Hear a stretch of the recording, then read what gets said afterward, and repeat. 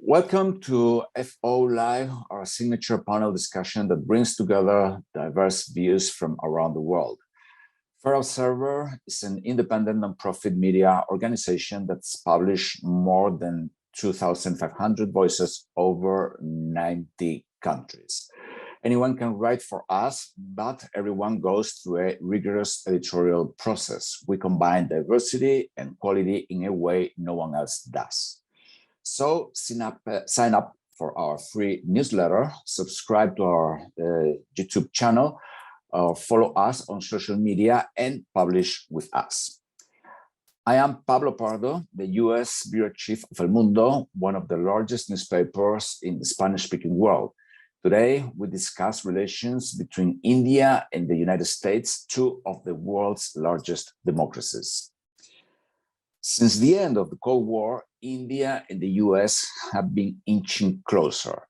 Both are fractious but dynamic democracies. Both offer a very different model to a Chinese model of politics and governance. One can argue that the rise of the Middle Kingdom is pushing these two countries together. The Indian elites increasingly train in US institutions, and the Indian diaspora in the US is increasingly powerful. With increasing trade, the formation of the Quad, and shared strategic priorities, US-India relations have become more important than ever. To make sense of it all, we have a distinguished panel. We have Mukesh, Aghi, President and CEO of the US-India Strategic Partnership Forum, Kanwal, Sibal, former Indian Foreign Secretary, and Russell Stamets, American lawyer and Indian advocate specializing in Indian business and regulatory issues. The three of them are going to help us to make sense of this issue of US-Indian relations. My first set of questions is for Mr. Aghi, and I would like to start asking you about the recent Quad summit. It was the first time that the leaders of the Quad met in person. It was here in Washington, D.C. These are the leaders of India, Australia, Japan, and the US. And I would like to know your takeaways of the summit. What do you think was the key elements of that historic meeting?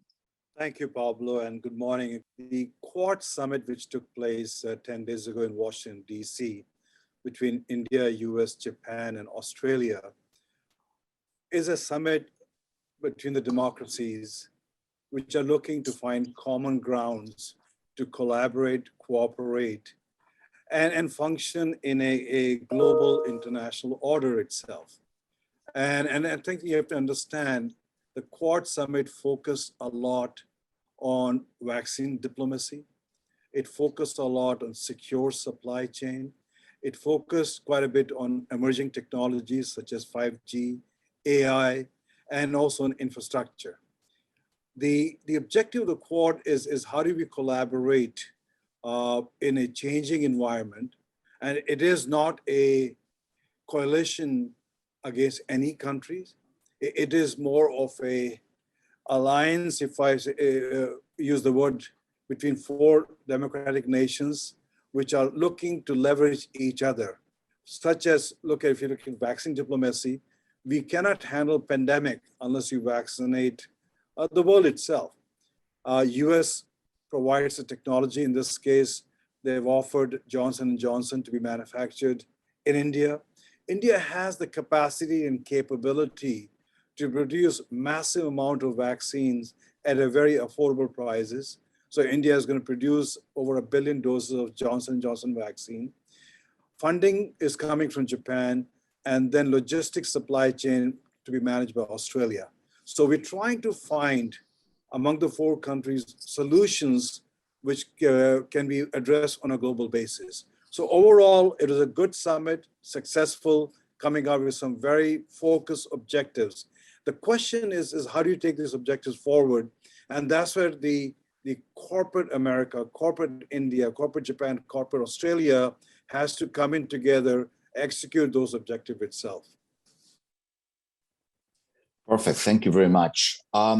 So, I mean, following up a little bit on this point, although you have kind of partially answered it, is Quad an entity with real results, sorry, or is it largely a talking shop? I mean, particularly considering that India, as a matter of policy, has always rejected like joining like formal organizations, particularly in terms of defense. Well, it is not a defense alliance. It is a partnership between four democracies. It has concrete objectives. It has milestones to those objectives. And it is going to measure its coalition on the success of those objectives. And these objectives will change as time goes by. Yes, India has to maintain its strategic independence, and it is maintaining that. It is not a military alliance at all. So I think to answer your question, yes, it has concrete objectives with certain timelines to be successful. So we are basically focusing through a narrow view when we consider the Quad, which is something that happens in the US and in Europe as well. I say basically military thing. It goes well beyond that. Yeah, AUKUS, which is the other alliances, is more of a military alliances between US, UK, and Australia. Whereas in the case of Quad, it is focused much more on economy, on technology, on pandemic, disaster relief. Those are the objectives it has. Perfect, thank you. One final question about what's going on right now in Glasgow. There, both India and the United States have pledged to fight climate change. India has set a net zero emissions target by 2070, but it has asked for $1 trillion to transition and to achieve that goal. Do you think this is achievable, both in terms of the target and of the, let's say, international support required, also in terms of technology transfer and managerial know-how from the United States or other countries? It's an ambitious target for an economy which is still growing, and it has to grow for the next 25 years. I think the target is achievable if you have a massive technology transfer in the renewables and other areas. There is a funding also for $1 trillion. So it is a combination of a lot of factors which will drive the objective of zero emission for India by 2070. I think the Prime Minister has I would say, put the flag, and now it's up to the world to make sure that they support the objective, both from a technology perspective and financing perspective. Without those two objectives, you cannot meet the objective of 2070 zero net emission. So I think there'll be a better collaboration, cooperation from the developed countries with India to make that 2070 vision of zero emission real. Thank you very much, Mr. Aghi. Let's go now with Mr. Sibal. I have one question for you that is a bit more kind of putting things in perspective. Historically, India and the US have had issues with each other, which is normal among democracies. Right now, we've seen a gigantic rift between France and the United States, precisely because of AUKUS, and this can be arguably one of the closest relationships in the world. But in India's case, during the Cold War, India was the leader of the non-aligned movement and tilted towards the Soviet Union as a socialist country. Today, with the BJP, the Democratic Party has issues and misgivings, and also the BJP has misgivings about the Democratic Party. some big media organizations in the United States have been very critical of the Narendra Modi government, particularly the New York Times and the Washington Post. So my question is, how would you characterize the US-India relationship right now, and where do you think it is headed in the future? I think it is headed in the right direction, but we have to keep in mind that we've always had difficulties in managing our ties with the United States and vice versa. For a long time, we were called estranged democracies for nothing, because if you look at history, the United States de facto has pursued policies which have seriously damaged India's strategic interests for several decades. We have been under sanctions by the United States on nuclear issues, space issues, technology issues. In fact, the NSG, and before that, the London Club and other technology denial forums were established in order to curb India's nuclear and missile ambitions. So we have lived through that phase, and we've had very, very tough criticism from the organizations you mentioned, as well as Human Rights Watch and Asia Watch and what have you, on Jammu and Kashmir and human rights in Kashmir, so-called military atrocities by our armed forces in Jammu and Kashmir. And I lived through that phase in Washington when I was posted there. So it's not as if what is happening today is entirely new, and that we are being subjected to criticism which we have not experienced before. I would actually say that what is happening today is much less than what happened in the past. And today it is happening in the context of a much deeper and broader relationship, whereas previously it was not the case.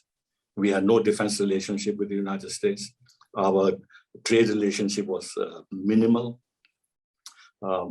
So today, the United States as a single country is our largest trading partner in goods and services, about $145 billion of trade. And our trust levels have gone up to the extent that we've now started purchasing high-end military equipment worth about $20 billion in the last 7-8 years from the United States of America. We've signed all the foundational agreements with the United States. We are now a major defense partner of the United States. We are also now, according to the Americans, eligible for technology transfers, dual-use transfers, and we've been given a higher status, NATO-level status in terms of technology denials. We have the DTTI. We are today engaged in wide-ranging dialogues with the United States. At one moment, there were about 52 dialogues that could be counted. Of course, some of that has been seriously interrupted because of COVID. But the institutional organizations are in place in terms of carrying forward these dialogues as and when we can do so. We now have a 2+2 dialogue where we are trying to coordinate our foreign and defense policies on both sides to serve mutual interests. On vaccine diplomacy, as was mentioned by Mukesh, we are actually today and potentially extremely serious partners, because the United States virtually controls the supply chains of vaccines in the world. And we have the capacity to produce vaccines on a scale which the United States cannot, and at affordable prices which the United States cannot. If you look at the cost of vaccines in India and the cost of the vaccines Pfizer or Moderna, you will see the difference in prices. And that is why, under the Accord, we have agreed that India will produce 1 billion doses of vaccines for the Indo-Pacific region in collaboration with the United States and Japan and Australia. Japan providing the finances and Australia providing the last minute delivery. And at that COP26, Prime Minister, no, at the G20 meeting, our Prime Minister has spoken about India producing 5 billion vaccines next year in order to provide them at affordable prices to the rest of the world. So there's a lot of depth in our relations with the United States, which is why these irritations and this criticism and everything else that you alluded to has to be put in a much larger and much larger and positive context. And therefore, we can live with these irritations, provided, of course, that the United States lobbies don't overplay their hand, which I don't think they will. There is also the pending S-400 issue, and it will be a serious mistake if the United States decided to impose any kind of sanctions, even mild sanctions, because that will begin the process of destroying the trust that has been built over these years. Now, insofar as the human rights dialogue and everything else is concerned, there's a lot that we can say to the United States. And when Secretary Blinken came here, he handled the whole thing very deftly by acknowledging that there's a lot the United States has to answer in terms of how he's managing its democracy and the racial situation and everything else. So I think it will be unwise on the part of both sides to get into a slanging match on this issue. Because if you look at President Biden's inaugural speech, you would think that American democracy is at the moment in a disastrous phase. It's a litany about all that is wrong with American democracy. So should we quote back that to the Americans and do what the Chinese did at Alaska? I mean, that will be totally unwise on everybody's part.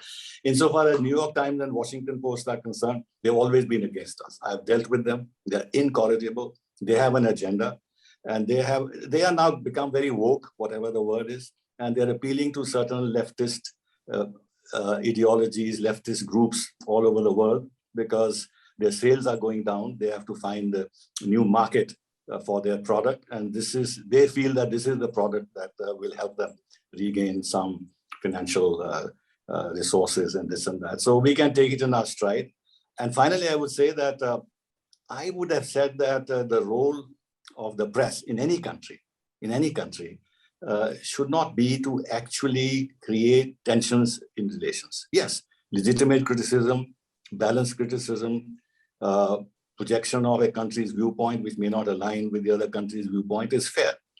But when you have totally unbalanced, unhinged criticism, and you invite the most diehard opponents of the Modi regime to write consistently in those papers, you are disserving your readership because you are giving them a highly prejudiced view of what is happening in India.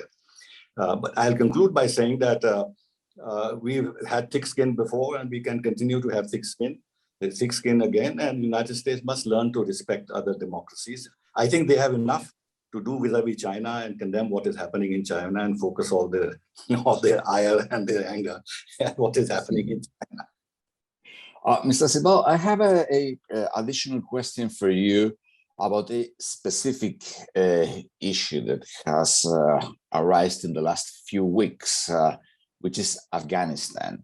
You have been critical of President Biden's Afghanistan policy, and well, this has been also controversial in the United States. My question would be: does India feel let down after the U.S. withdrawal from Afghanistan, and also what's India's view about the future of Afghanistan? You know, the United States didn't enter Afghanistan to protect India's interests. And they have left Afghanistan not with any thought about how it will affect India's interests. This is entirely based on how America perceives its interests. And it's not as if other countries, including India, were not put on notice about America's decision to completely withdraw from Afghanistan. Now, the question always was whether it should be a conditions-based withdrawal or simply a withdrawal, irrespective of what the situation is on the ground. And the expectation was that as and when the withdrawal takes place, it will not be as chaotic as it has been. And the legitimate government in Kabul would not be put under the bus as it has happened. From our point of view, what is disquieting is that Afghanistan has been handed over to the Pakistan-Taliban combine. Now, Pakistan has no agenda of promoting terrorism either against the United States or the Central Asian states or Russia or China. but they have a long-standing agenda on the ground to promote terrorism against India, and the Taliban in the past have been involved in it. So we are quite persuaded that we are going to see a step up of terrorism against India, jihadi terrorism against India, promoted by Pakistan in collaboration with the Taliban. And this America has disregarded. They disregarded this when they supported the jihadi groups to oust the Soviet Union from Afghanistan and left this terrible legacy of jihadism in our region. And now they're leaving once again the same kind of legacy in our region. Yes, it is against our interests, but we have to live with this situation. All that we can do at present, which we are doing, is to support the United States and others, European Union, that Taliban must honor their commitments with regard to an inclusive government and women's rights and gender rights, and not promote terrorism against any country, this and that. But I think these are simply appeals which have no bite in them, because after having withdrawn and then looking for over the horizon capabilities, when they couldn't handle the situation, when they were on the ground with so many troops, it is just a fantasy. So we have to live with this situation, and certainly it is not helpful to our interests, and we're trying to cope with it as much as we can in having some understandings with Iran, with the Central Asian states, trying to see if Russia can be persuaded to change its thinking and policies, as they are beginning to show already, because they are not in favor of recognition of the Taliban. They're pressing the Taliban on all the points that we are talking about. And so far, China too is speaking the same language. Though, of course, recently the Chinese foreign minister seemed to be rather welcoming the Taliban leadership. So we have to wait and see how it all pans out and be prepared. Mm-hmm. But in terms, let's say, of military cooperation between the United States and India, I mean, the partnership seems to be in good shape and progressing. I mean, in 2016, the US named India a major defense partner. President Obama referred to India as an anchor of stability. I mean, this new technology sharing. So, I mean, it seems to be like one of the closest military relationships that the United States has with any other country in the world. Is that correct? Not really, because we are not allies, and the United States is not responsible for our defense. Yes, in the area of maritime security, we are working very closely together. But this actually preceded the Quad and China and the perception of China's threat that we see today, because the Malabar exercises started in the middle 90s, and then they began again in 2007 or whatever it is. And they have progressed in terms of scale and complexity over the years. And then Japan was included, and then eventually Australia.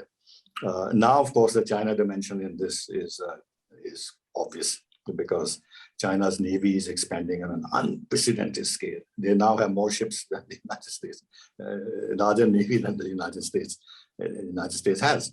And through their maritime Silk Road strategy, they're trying to establish bases in various parts of the Indian Ocean, about which we have to be extremely watchful. So on maritime security, I would entirely agree that India and the United States are working very closely together to protect their shared interests. But on land, where India's real challenge lies, because none of the other partners has any land contiguity with China, but India and China have, and China is actually encroaching into Indian territory, claiming Indian territory, strengthening its military infrastructure around India's borders.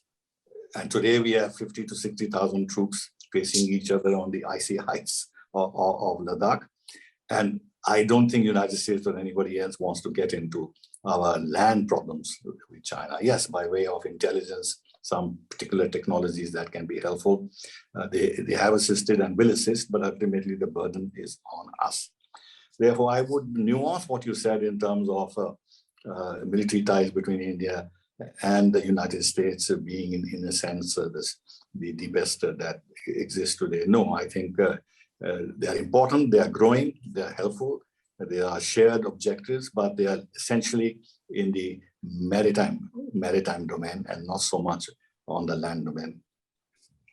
Thank you very much, Mr. Sibal. Let's go with the third speaker, Mr. Stamets. My first question for you would be, I mean, the US and India have had like a long-standing trade, investment, and business relationship that has also been, with obviously, as it always happens, with some conflicts. Particularly American companies have complained oftentimes about the opening up or not, or lack of thereof, of the the Indian economy. My first question is, where do you see this trade, investment, and business ties between India and the United States headed? So thank you, Pablo. I think would take a real cynic to say anything but that things that India-US business ties have greatly improved. We're 30 years into the new economic policy and quote liberalization, and it's fairly safe to say that each year, despite problems, it's better than it was before. So I don't see any other choice for either party than increasing business ties over time. That said, we have to look at the course of liberalization and say, is this the best that as free and energetic a people as India could manage during this time? And I don't think that anyone would say that that has been a maximized opportunity. Frankly, the United States is looking for other opportunities after having basically been given the big signal to disengage from China. And people would love to come to India. People would love to direct a good portion of those investments from China into India. And the only thing stopping that is what has been stopping Indian growth all along, is India's choice about how it selects to engage with the world. And it has been on its own path, and that path has been a path of more missed opportunities than gained opportunities. And one hopes that this is a fresh start, a fresh point in history where we can look forward to closer ties and greater ties. But it really lies on the India side to decide whether they want to join the big leagues or not, because the United States and private companies have always been willing to engage, willing to adjust, as they have in every country across the planet. And it's really been India saying no, or its inability, frankly, to say yes, that has retarded US investment into India. So the good news is that there's tremendous desire to increase investment in India, particularly from American business, but from businesses across the planet. The bad news is that it's not clear India wants it now any more than it did 30 years ago. And that's a question that we await the answer to, and frankly, we don't know yet. So yes, desire on the external part, yes, desire on the domestic part. I'm not sure that we can say that yet, or what shape that will take. And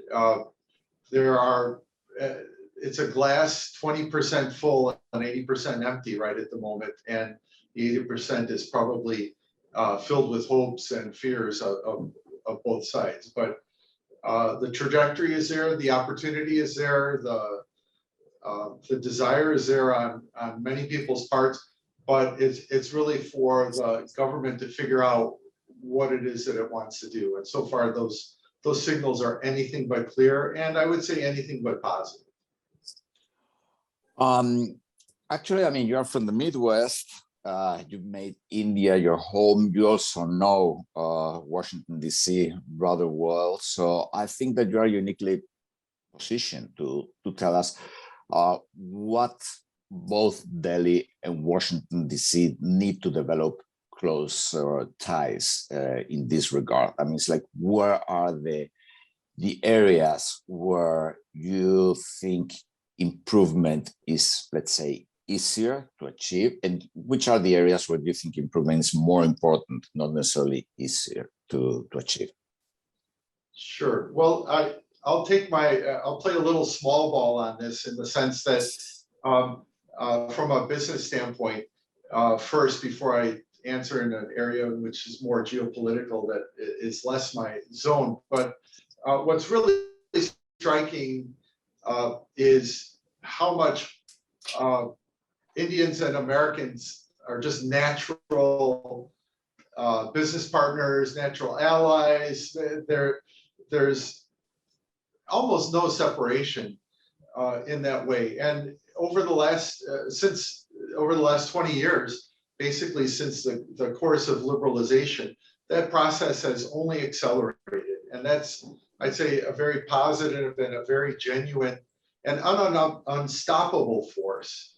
It takes a great deal of effort to keep Americans and Indians from doing business happily together. It's just, frankly, it takes a great deal of overtime effort by bureaucrats and other interested parties to prevent what is a very natural flow.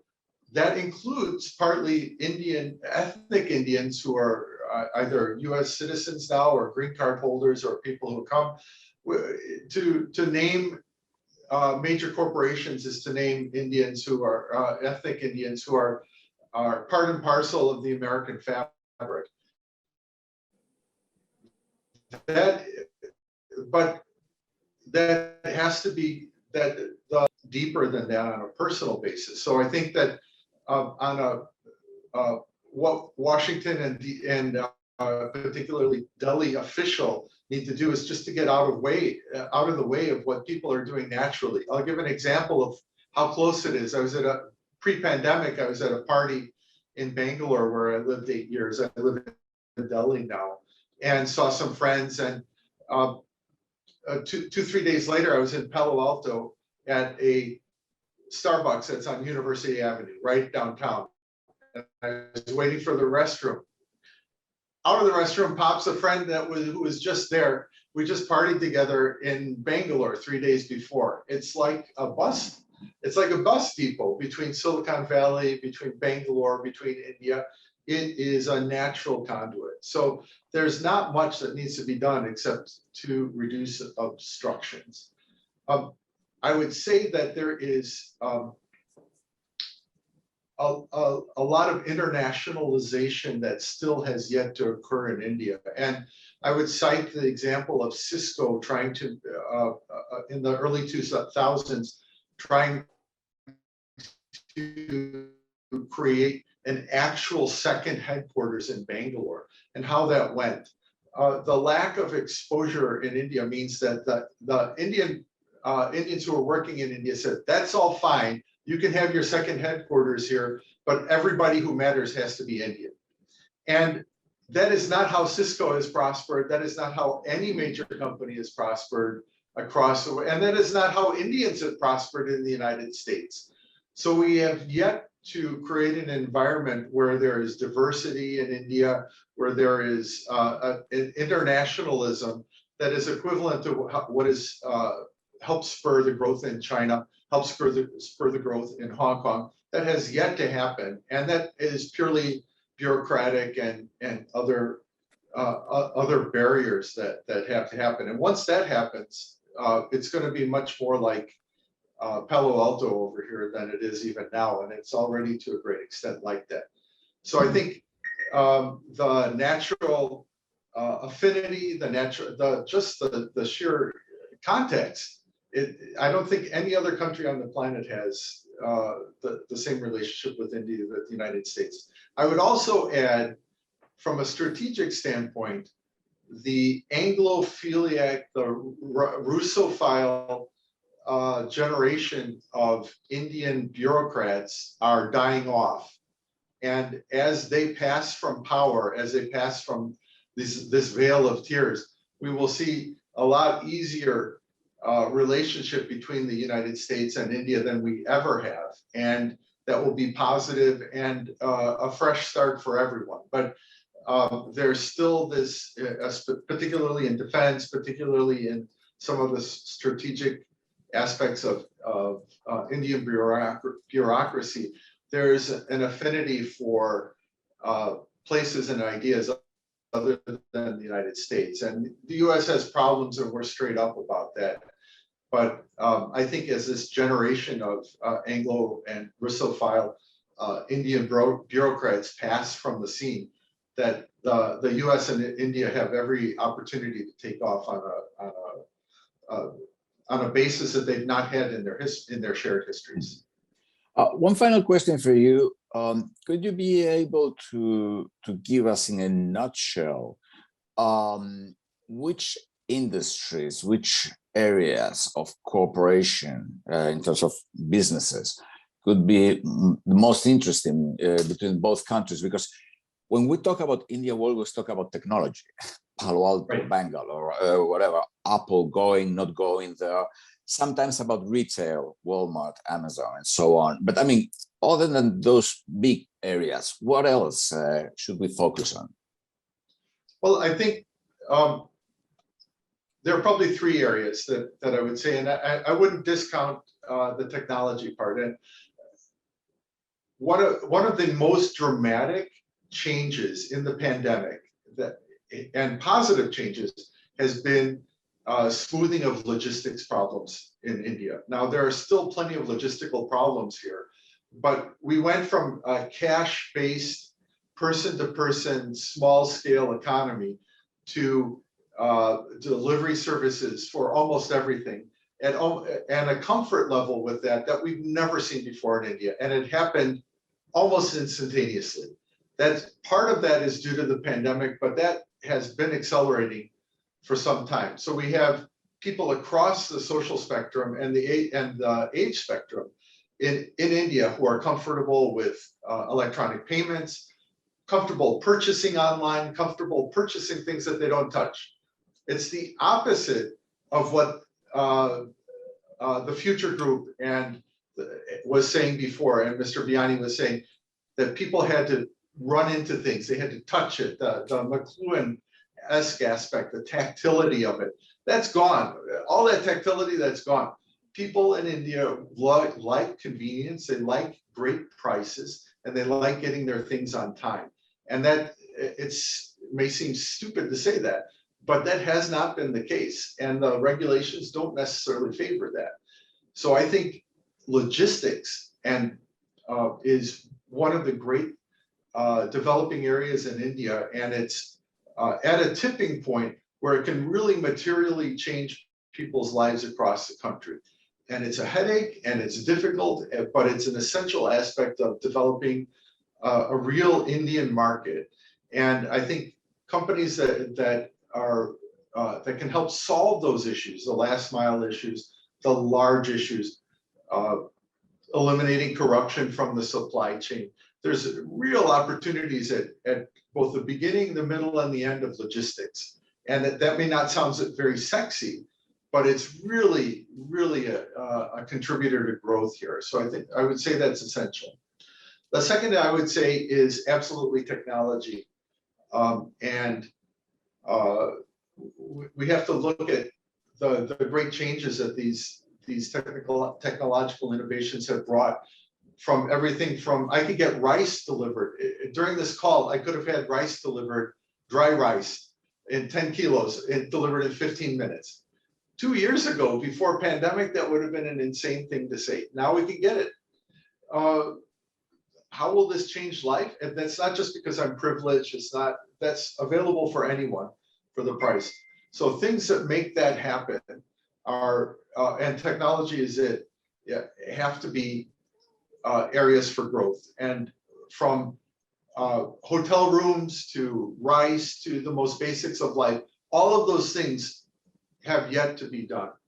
The third, and which is kind of a little snarky for me to say, whatever the Adani Group and whatever Reliance is interested and they haven't done before, that means you should get into it, because they want to get into it and they see promise, and they're going to try to exclude and try to leverage their connections to try to exclude foreign investors from getting into those areas. So whatever you see those two groups get interested in, I would just look and see if there's still space left, and whether the government will allow you either proactively or not proactively to get into that. And I would look into that to do it. So things that involve the tactility of being involved in India, unlike before, things that ignored India, outsourcing, back office work, that sort of thing, that you could sort of put a bubble for people and they could avoid interacting with India. That was the growth. I think the growth now is in businesses that deal with India, that improve Indian lives on a daily basis at its most intimate level. And I think the pandemic has helped that, and it accelerated that and provided opportunities. And I think that's going to be very, very exciting to see in the next 3 to 5 years. And that's where I would really put my efforts. Thank you. Thank you so much, Russell. Well, I want to remember our audience that they can submit any question they have. I mean, this is a completely open debate, so feel free to ask any of our panelists about anything you find interesting or challenging. Don't be shy. I would like to ask the three of you a couple of questions for the three of you to answer. One of them, which is, I think, a rather up to a point of personal thing, is like, I mean, being originally from Europe, now being an American, all the time when we in the West, whatever that means, talk of India from a strategic or business or political point of view, we tend to see India as a counterbalance to China. I mean, we see India, and this is a very blunt way to put it, but it's like, well, we see India in terms of China. What China is not, India is. I mean, let's say it's a more fractious, but it's a democracy, it's a counterbalance to China, whatever. But we never, I think we fell into this trap of not seeing India in itself, which, I mean, requires some effort, not looking at the country of 1.4 billion people as something different. So I would like to know if you think that this is a problem, let's say, and second, how can it be fixed, or perhaps it's just been changing as the links with India are getting stronger and tighter. And perhaps we can start with you, Russell, since you are here already.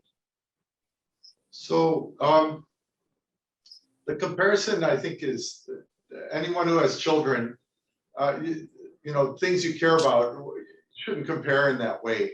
And India is the only India, the best India that it is, and it has so much to offer. I think one of the things that's striking to people I deal with who come in and is just the utter capacity that is available here, the depth of talent, the range of talent. People talk about the wage arbitrage is cheaper, something like that. It's not like that. India really has something special and a way of doing things that is valuable. What I would say is that I had to move to India in order to really understand and appreciate the place, because when I speak to Indians abroad, they don't really tell you the straight dope to a great extent. They're a little bashful about some things that they should not be bashful about, and they are not as forthright about the things that are really great about the place. So if I could say on a personal basis, but that has ramifications for the way you do business, is just there's so much capacity for talent here. And from a US perspective, the opportunity that people take when you give them opportunity, the growth, the personal responsibility that people take is unlike doing business in other places in Asia. I've done business in China a great deal. I've done business throughout Southeast Asia. The way that Indians will take on a problem and take on a challenge is far more of a groove for Americans than almost any place else. And I think we've seen companies grow and opportunities grow where that natural affinity is able to get oxygen and blossom. And so it's once you start doing that, you don't stop thinking, you stop thinking about China because you start thinking about India, because the things that are special here are not second to anything. They're only available here. So I don't mean to, if you look at the roads and you go to China and you come back here right away, it's depressing. I remember a couple of years ago, Chinese outsourcers were buying tickets for potential clients. They would buy them tickets to go to Bangalore before they came to China, because people would get, and then they would take them to China. So you would go to Bangalore, you would get stuck in traffic. It was a nightmare. All of those physical things that are obvious, but the good things are not obvious. And then they would take people to China where things move swiftly and all that. But that obscures what the real values are. And I think anybody who spends time working in both places, who spent time trying to develop things, can see that there's a difference here and what to focus on in developing those relationships. Thank you, Mr. Stamets. Mr. Sibal, what's your view, I mean, from your foreign affairs perspective about this perception? Do you think is real? Do you think it's already changed? What's your take on that? You know, looking at India from the China perspective is relatively recent. When the United States started reaching out to India, US-China relationship hadn't yet begun to sour the way it has soured now. I think India was being looked upon as a country which with a huge potential and which United States should not miss. They had begun to understand India's potential. If you look at the OECD reports, IMF reports about how India will be in 2030, 2050, whatever, it was quite clear that India would eventually become possibly the second largest economy by 2050. And in any case, will be in the top few economies. And even today, we are the fifth or the sixth largest. So I think any strategist in the United States looking at India would, to my mind, come to the conclusion that whatever the difficulties, whatever the problems in functioning in India, India cannot be ignored. And the nuclear deal was in fact an attempt to remove a strategic problem in India-US relationship, which was preventing the growth of ties between the two countries. And I don't think China was in mind when this was done. After Trump came and the relationship began to deteriorate, I think the value of India as an alternative to China began to be viewed much more seriously and much more positively. But on the other hand, if you really look at the realities on the ground, United States has been worried about China, again, as I said, in the maritime domain, but not in the land domain. For example, when I was in office, I had raised the issue of Gwadar with the US Deputy Secretary of State as my counterpart, and he was not interested in discussing it. And this is in 2002. Even today, they are not terribly concerned about the China-Pakistan ties. In fact, if you really look at it seriously, or 60% of Pakistan's defense equipment is coming from China. And China has made tremendous advances in defense technology. And the time will come in a few years when there'll be PLA-1 in China and PLA-2 in Pakistan. And the United States hasn't done anything about the CPEC, the China-Pakistan Economic Corridor, or the potential of Gwadar becoming kind of a naval base. They declared the Balochistan Liberation Front, which is a problem for China and Pakistan in terms of developing Gwadar as a terror organization. So it's not as if they view India as a counterpoint to China, as a balancer to China, and therefore ease India's strategic burden all around India's borders. They're not doing that. So it is a segmented view. That is one in terms of how they look at. The second is that, we are talking a lot about supply chains shifting from China to India. In reality, on the ground, I think those who are assessing the situation very closely don't see too much of a prospect of this. Yes, in terms of incremental additional investments and other things, they will look at alternatives. Currently, they're more comfortable with Vietnam or remaining in that Southeast Asian region rather than coming to India. But eventually it may happen if we also put our act together and make the entry of these companies who want to shift from China to India easier. And we are more, we reform our economy more in line with what the expectations are. So that probably will happen, but it'll be incremental. It's always China plus. I don't think the United States can disentangle itself from the Chinese economy. There were some doubts India had after Biden came that there may be a reversal of Trump's policies toward China. And I would like to point out one thing to you. When the United States and Europe, for instance, talk about a three-pronged strategy towards China: cooperation, competition, confrontation, they are actually leaving room open for continuing cooperation, because nobody has defined what will be the weightage of each of these three components in any policy that they pursue.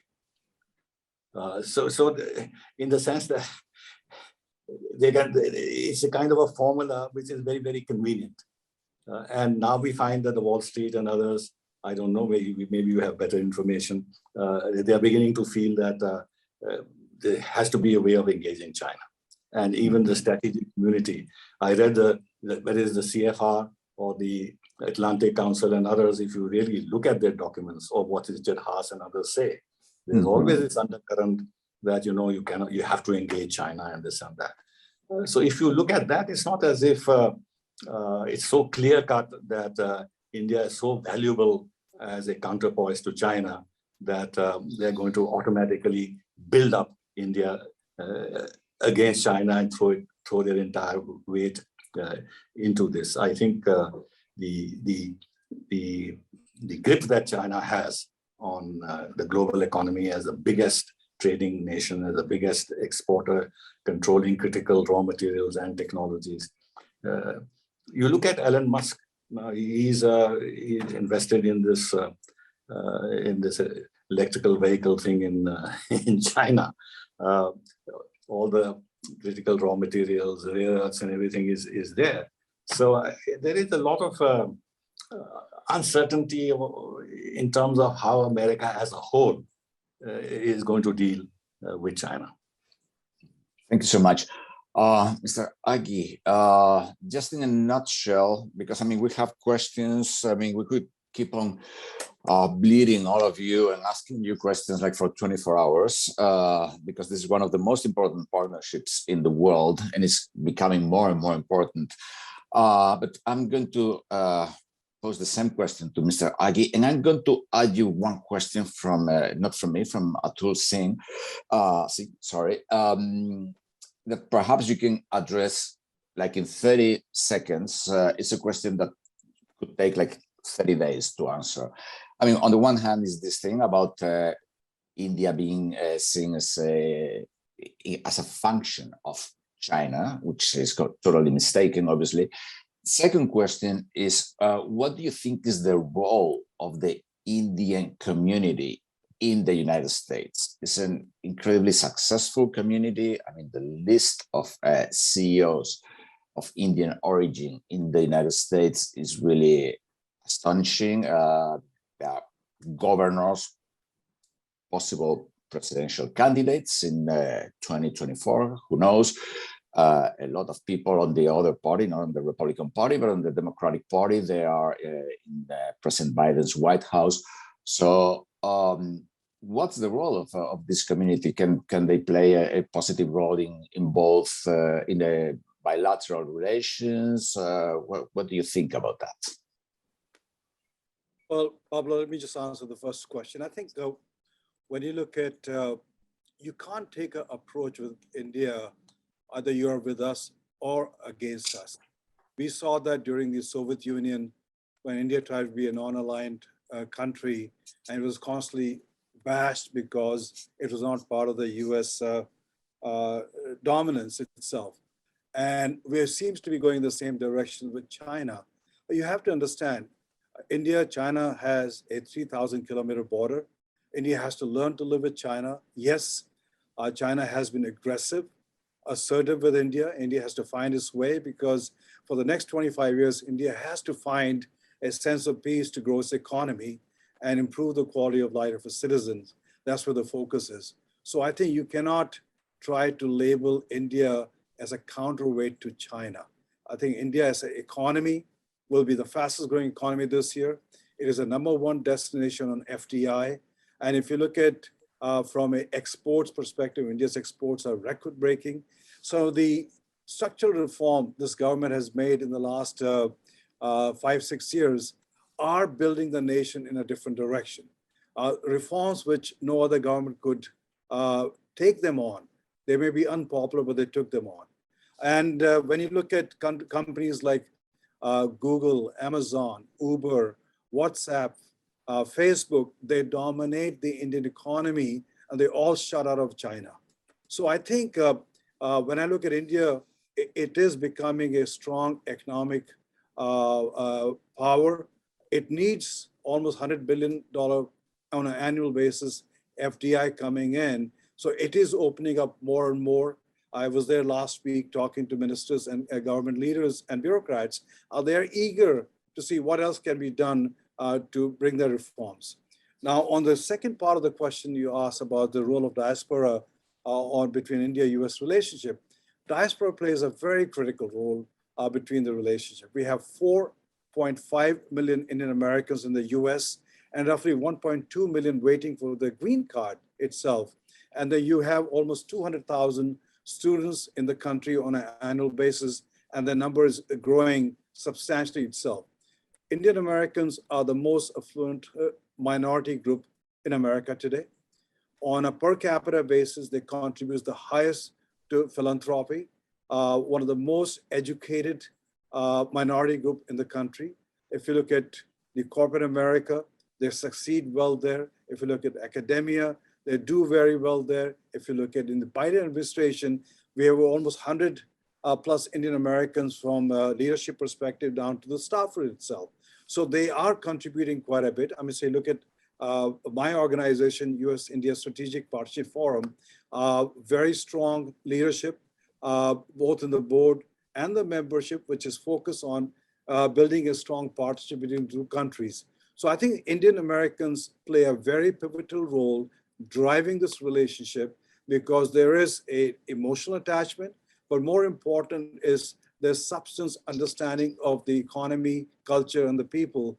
So you will see that role getting more and more enhanced as time goes by between the two countries. Perfect. Thank you very much. Unfortunately, we have to finish. which is a shame because, like I said, I would like to keep on asking you questions like for 2 or 3 days easily. And obviously, I mean, this is a very important, this is a critical issue in today's world. So it's not just out of personal interest, but it's from very objective reasons. Anyway, I want to thank you very much to the three of you, to Mr. Mukesh Aghi, President and CEO of the US-India Strategic Partnership Forum, Mr. Kanwal Sibal, former Indian Foreign Secretary, and Russell Stamets, American lawyer and Indian advocate specialized in Indian businesses and regulatory issues. For your views, I want to thank you to all the audience that has been following us.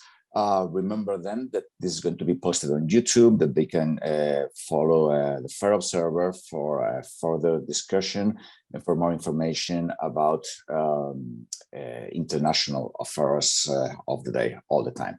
So thank you very much. And let's be in touch, and hopefully we'll have more events like this one. Have a great day.